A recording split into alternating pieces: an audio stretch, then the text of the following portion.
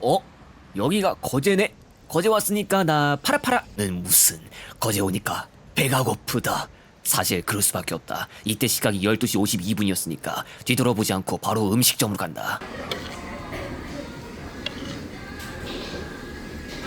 어쨌든 얼마 전부터 거제가 핫플레이스로 떠올랐다. 또 마침 새로운 노선도 등장했다. 오랜만에 다시 찾은 해양도시. 내가 직접 장승포 시외버스 정류장으로 간다.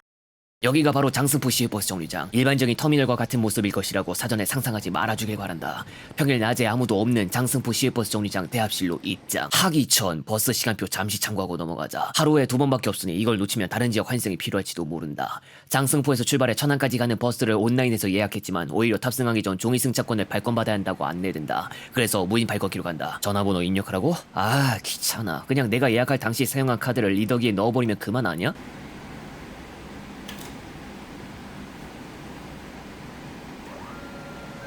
그래, 예약한 승차권은 이렇게 나온 것이다. 이렇게 발권받은 장승포 출발 천안 도착 종이 승차권.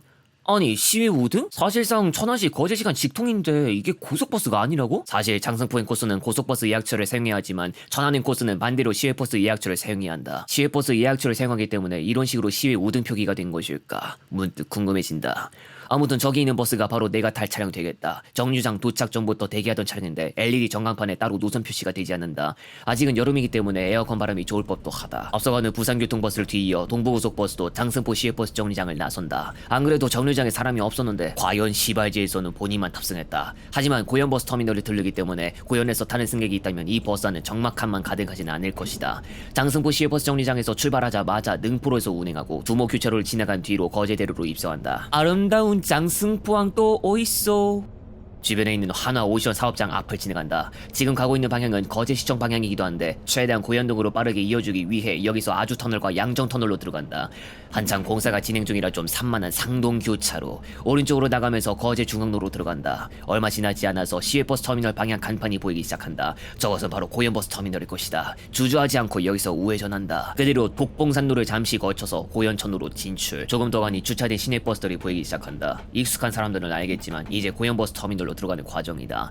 고현버스 터미널엔 고속 시외버스가 있지만 시내버스 직결지기도 하다. 그래서 항상 이쪽 도로는 대형버스가 자주 드나든다. 여기가 고속 시외버스를 위한 군의 입구인데 일단 타 시외버스를 타고 와서 내리는 사람들이 있기 때문에 조금 시간이 걸린다. 어쩔 수 없지만 기다릴 수밖에 없다. 플랫폼은 평상시 탑승 용도만 있기 때문이다. 아무튼 크게 돌아서 플랫폼에 잠시 주차하고 승객을 더 태운 뒤 출발. 그리고 잠시 여기서 확인하겠지만 천안행 버스가 주차한 자리는 청주행도 같이 쓰는 자리다. 승차원 번호로 치면 6번 자리라는 점 확인하자.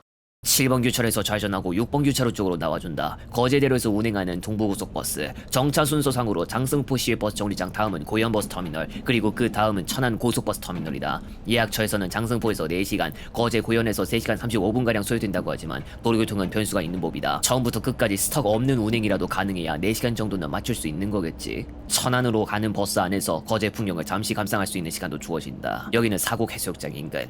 그리고 지금 이 거제대로는 경사도 모자라 커브가 여러 차례 나오는 구간도 있다. 경사가 심한 구간에 오르막차로도 주어진다.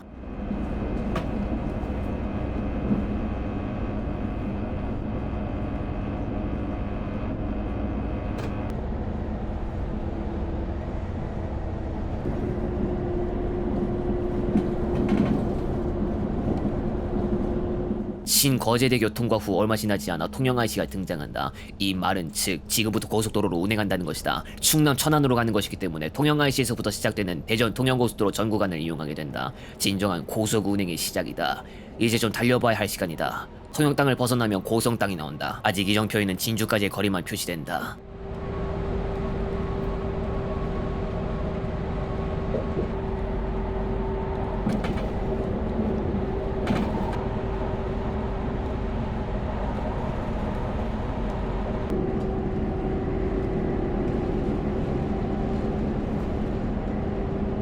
진주 분기점과 서진주 IC를 통과하고 산청 구간으로 접어들려고 한다. 조금 전까지 경사도가 대체로 완만했다면 이제는 경사길이 여러 차례 등장할 시간이다. 대전 통영고속도로는 1996년 진주 분기점 서진주 IC 구간으로 최초 개통해 2005년 현재와 같은 형태가 되어서 역사가 이어져 오고 있는 도로 되겠다. 말만 들었을 때는 어떨지 모르겠으나 대전 통영고속도로는 적어도 고저차 때문에 만만하게 볼 도로는 아닌 것 같다. 산지를 직접 지나가는 도로인 만큼 운행 중 산 풍경을 마음껏 감상하는 건 특징이라고 할 수 있겠지만 거기다 여러 차례 나오는 커브 또한 호흡을 맞춰야 한다. 여러 차례 나오는 커브들이 다 완만해 보이진 않는다. 광주 대구 고속도로와 만나는 함양 분기점을 지난다. 미래의 함양군 인근은 고속도로에게서 더 중요한 역할을 맡게 될 지점이 되겠는데 바로 함양 울산 고속도로가 미래의 완전체로 태어나기 때문이다. 현재 유일하게 개통되지 않은 구간이 바로 함양 창녕 구간이다.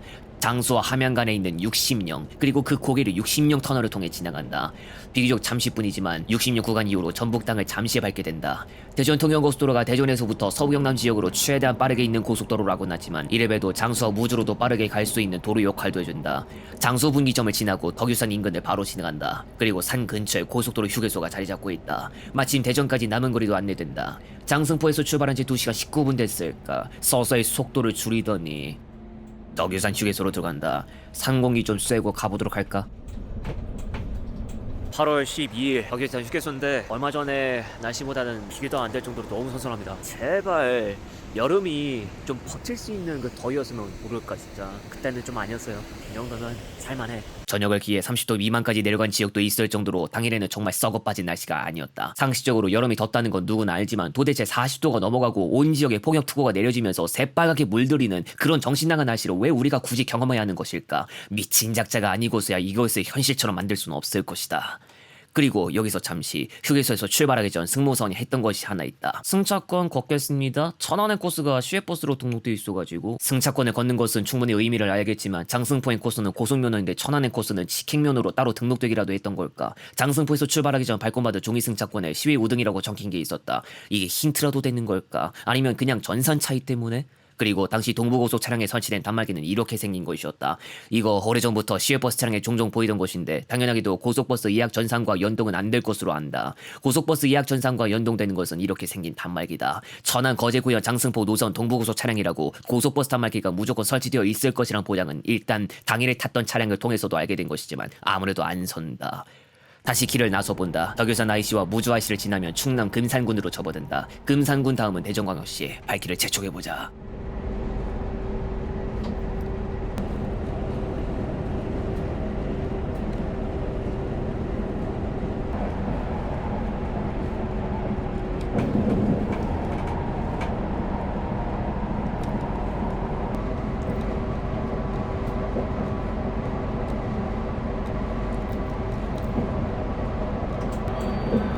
이번 정류소는 인삼랜드입니다. 다음 정류소는 천안종합터미널입니다.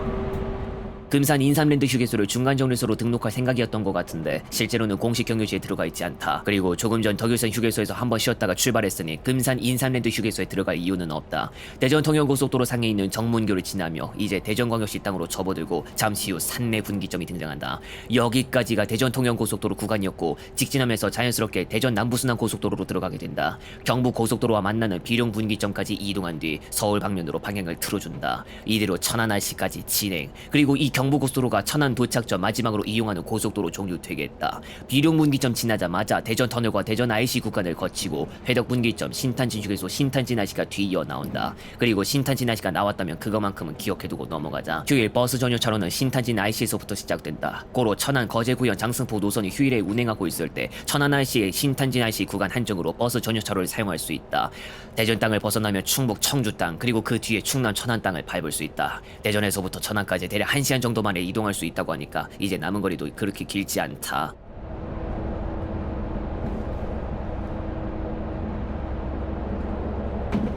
드디어 천안 IC다.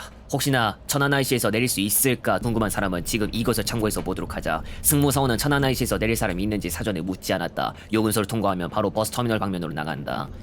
잠시 저쪽 사고 여파 때문에 진출한데 애를 먹었다. 19시 1분에 요금소를 통과하기 때문에 혹시나 퇴근 러시라고 생각했건만 아무튼 터미널 사거리를 통과하고 오른쪽에 터미널 건물이 보이기 시작한다. 천안고속버스 터미널에 도착하는 과정이다. 최종적으로는 19시 11분에 터미널 플랫폼에서 하차. 끝으로 한번 정리해보자. 천안 거제고현 장승포 노선은 지난 8월 1일에 개통해서 하루에 단 2차례만 운행한다. 평상시 우등만 운행하고 고현과 장승포 요금 서로 다르니 확인하고 발권하자. 고현과 장승포 위치는 완전 다르다. 거리부터가 만만찮다는 것을 유념하자. 혹여나 고현버스 터미널 장승포 시외버스 정류장 간 이동이 필요하다면 시내버스를 타도록 하자. 다만 시내버스 시간표를 사전에 확인해야 할 필요가 있다.